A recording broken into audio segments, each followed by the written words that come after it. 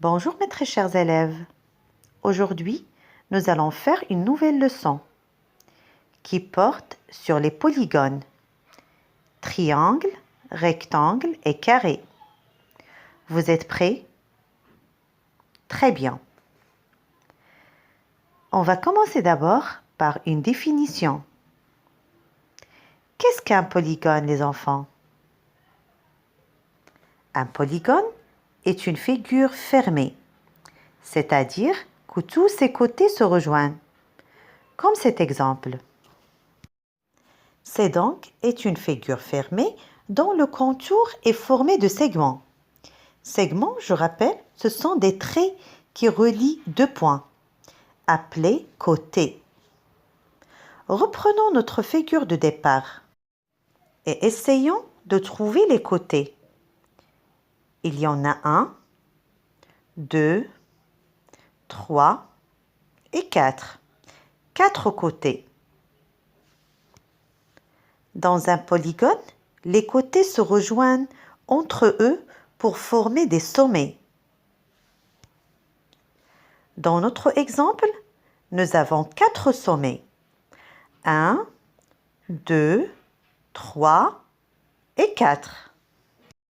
Donc, en résumé, un polygone est une figure fermée qui possède des côtés et des sommets. Prenons un autre exemple pour bien comprendre. Parmi ces figures, lesquelles ne sont pas des polygones? Regardons la figure verte.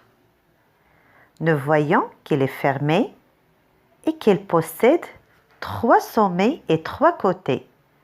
Donc, c'est un polygone. Regardons la figure bleue.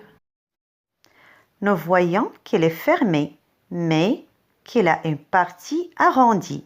Donc, ce n'est pas un polygone. Passons maintenant à la figure rouge. Comme vous voyez, elle est fermée et il possède 4 côtés et 4 sommets. Donc, nous sommes encore en présence d'un polygone. Regardons la figure jaune.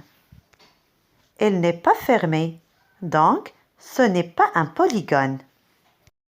Alors, le triangle, le rectangle et le carré, ce sont des polygones. Chacune de ces figures a ses propriétés. On va commencer par le carré. Le carré, mes petits, a combien de côtés? Très bien.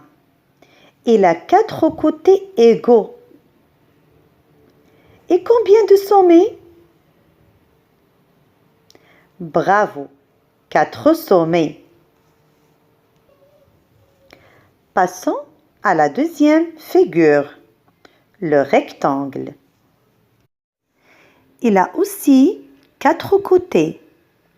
De largeur égale, ce sont les petits côtés, et de longueur égale, ce sont les grands côtés. Et il a aussi 4 sommets comme le carré. Passons maintenant à la dernière figure, le triangle. Est-ce qu'il a les mêmes propriétés que le carré et le rectangle?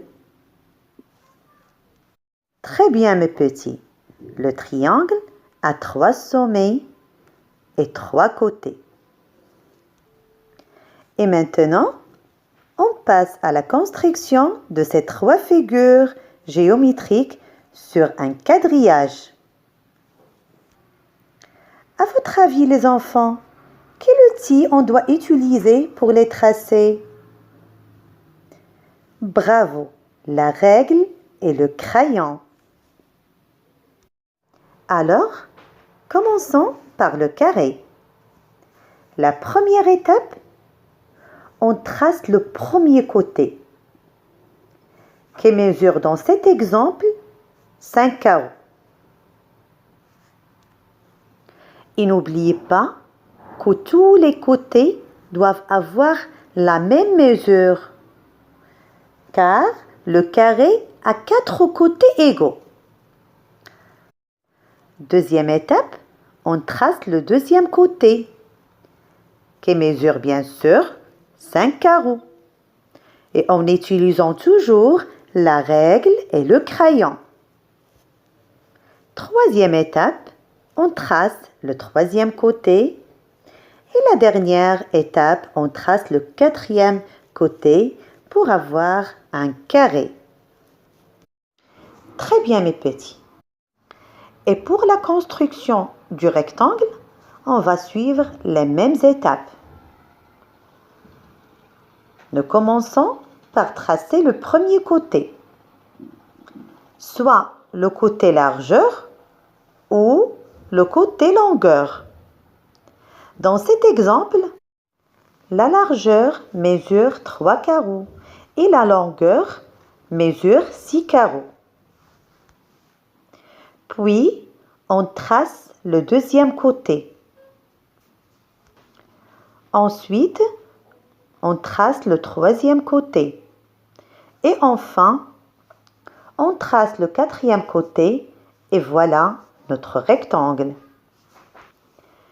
Et faites attention mes enfants, le rectangle a de largeur égale et de longueur égale. Et pour finir mes enfants, nous passons à la troisième figure, le triangle. Comme vous voyez, on va commencer par tracer le premier côté. Ensuite, on trace le deuxième côté. Et enfin, on trace le troisième côté.